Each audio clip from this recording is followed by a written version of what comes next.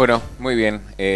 La palabra entonces del doctor Gil Domínguez respecto también de este tema. Bueno, y vamos a seguir hablando Sí. y ya tenemos a un nuevo invitado en estudios con quien vamos a abordar también toda esta, digamos, este tema de la Este tema. extinción de dominio. Así es, con el senador provincial Adrián Reche, también es abogado. Senador, muchas gracias por estar aquí. No, gracias a ustedes por invitarnos, siempre es un placer venir a visitarlos. Y Bueno. buenos días a toda la audiencia. Ahí ha quedado, creo que resumido, ambas posturas, ¿no? Con respecto a este decreto, en este caso del Ejecutivo Nacional, que también sabemos que se está intentando replicar con algunas diferencias a nivel provincial, ¿no?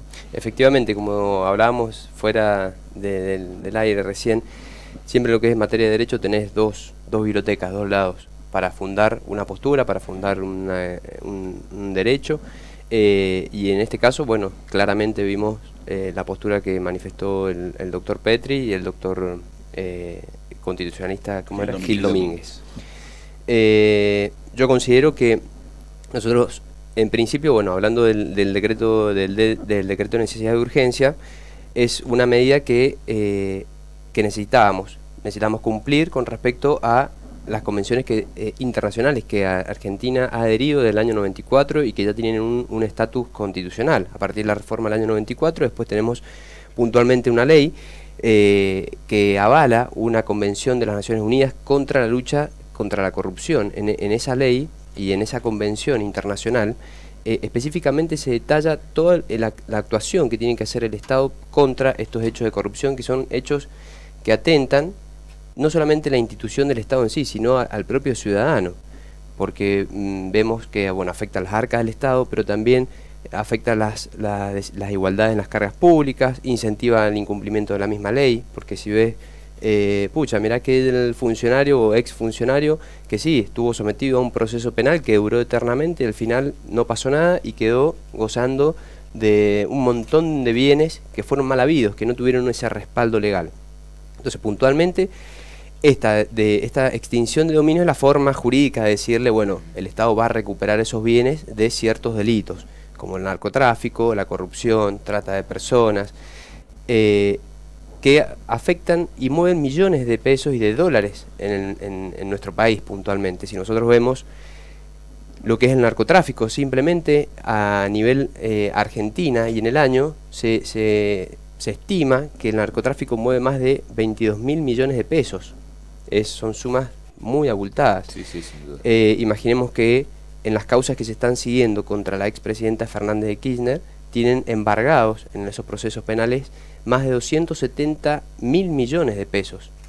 Imagínate que una escuela, el presupuesto para construir una escuela es de 25 millones. Estamos perdiendo el Estado, claro. O sea, el ciudadano, el argentino, está perdiendo la posibilidad de construir hasta 10.000 escuelas, si nosotros multiplicamos simplemente con un delito de un solo círculo, ¿no?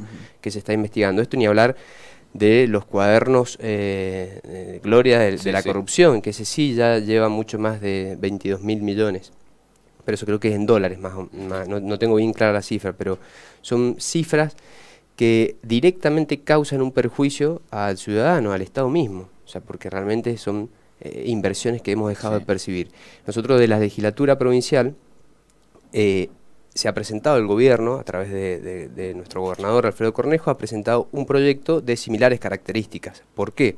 Porque el decreto dictado por el presidente Macri implica una competencia federal, es decir, que hay muchos delitos que no van a caer, o sea, no van a poder ser afectados por esta extinción de dominio. Entonces, en ese sentido, se presenta este proyecto para avanzar también en este tipo de causas. Tenemos causas que están rondando, tenemos la denuncia penal existente contra el ex gobernador Francisco Paco Pérez por un enriquecimiento indebido que no pudo justificar la adquisición de departamentos en unas torres muy lujosas de Mendoza. Tenemos también la causa del intendente Salgado, que fue también condenado por una administración infiel, el año pasado, a fines del año pasado fue condenado, y ahora tiene también una causa por el libramiento de cheques sin fondo del municipio. La causa del intendente Lobos, son causas que también...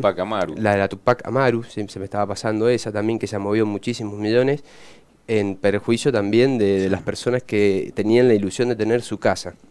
Entonces, en este procedimiento, no se apunta a la responsabilidad penal como lo hace proceso penal que sí tiene el foco, tiene la mira, como bien decía el diputado Petri, en la persona, en mi responsabilidad penal. Esto tiene el foco en los bienes que vos generaste a través de una actividad ilícita, que vos no lo vas a poder justificar de una manera legítima. Mire, yo lo adquirí mi casa de mi trabajo, el fruto de mi trabajo, como corresponde, como cualquier hijo de vecino. Entonces se determina este procedimiento civil, es un procedimiento civil. Por eso es que se encaminó o el presidente buscó el lado del decreto de necesidad de urgencia. Puede ser cuestionable si hay urgencia, si hay necesidad puntual. Podemos manifestar que estamos incumpliendo un tratado internacional, pero también no estamos regulando o no está regulando la materia penal propiamente dicha. Entonces, en ese sentido, no está o está fuera las facultades que es del Congreso de la Nación, que eso sí es la facultad única y privativa de determinar una sanción penal. Entonces, en este aspecto también se determina este proceso civil, motivado obviamente por una investigación penal que lo ordena al Ministerio Público Fiscal. Ahora nosotros, el Ministerio Público Fiscal, va a tener las facultades de iniciar este tipo de procesos, donde se respeta todo el debido proceso, que era una de las cuestiones que se habían discutido, se había frenado en el 2016 la ley en el Congreso de la Nación de extinción del dominio. Es decir, hoy se quiere frenar porque viene supuestamente de la mano de la formalidad, pero siempre cambian los argumentos, pero la finalidad es que no salga. La clara finalidad de este tipo de normas es que no avance y entorpecer, obviamente, la recuperación de bienes que tiene que hacer el Estado.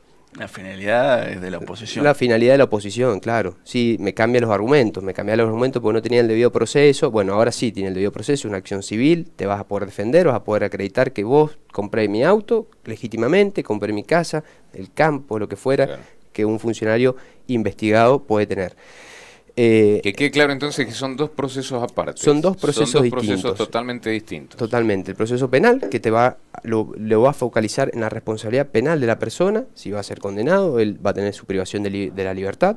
Y por otro lado es el proceso civil, que tiene el foco en los bienes que está adquiriendo la persona. Ahora, no es y en el cual yo tengo que justificar, invirtiendo en este caso la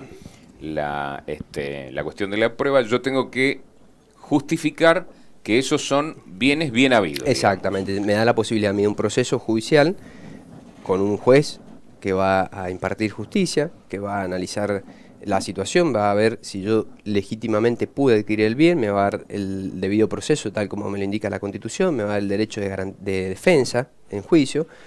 Porque en este sentido yo estoy también en el lado de, como lo fundamentó el doctor Petri, de que no se aplica en un proceso civil procesos que son propios de materia penal, como el principio de inocencia o la irretroactividad de la ley, porque no es una sanción definitiva, o sea, es la recuperación de un bien que no fuiste legítimamente adquirido, que no lo has legitimado de ninguna manera. Ahora, no hay contradicción, perdón que te interrumpa, supongamos que a mí me investigan en un proceso penal, no estoy condenado, estoy procesado eventualmente, y empieza el proceso civil de extinción de dominio, a mí me quitan bienes que supuestamente yo adquirí en forma ilícita, va a salir en todos lados, a Javier Martín le quitaron bienes por corrupción. Mientras en el proceso penal yo todavía no estoy condenado, tal vez ni siquiera en primera instancia, ¿no? No hay una contradicción. Lo que pasa es que la condena, van a culpar. Claro, la condena no va en quitarte el bien, en el juicio penal.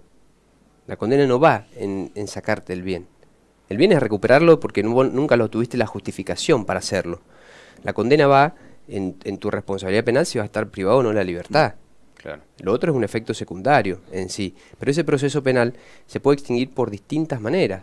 Por el paso del tiempo, por una mala investigación, por la muerte misma. Y estás convalidando o legitimando después todo el patrimonio que le dejas a tus herederos cuando tu responsabilidad penal fue derivada del narcotráfico, fue derivada de la trata de personas, fue derivada de la corrupción. Pero socialmente yo voy a quedar como un corrupto antes de que el proceso penal me diga si es así o no. Sí, pero de todas maneras, bueno, por eso tenés el debido proceso y vas a tener un juez civil que va a tener que impartir justicia en base a lo que vos puedas litigar.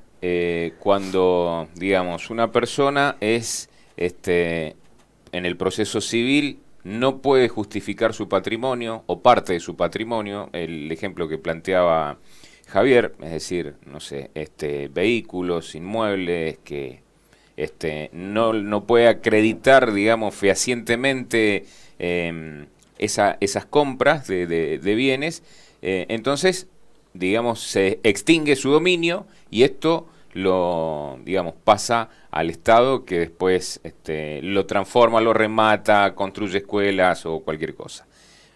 Y el proceso penal que se le seguía paralelamente a él lo absuelve porque no están, digamos, no está comprobado el delito por el cual se lo estaba acusando. Mañana está absuelto en el proceso penal y bueno, condenado en el proceso 2 o 3 civil. años me quitaron los Claro, condenado en el proceso civil por el cual él le quitaron los bienes.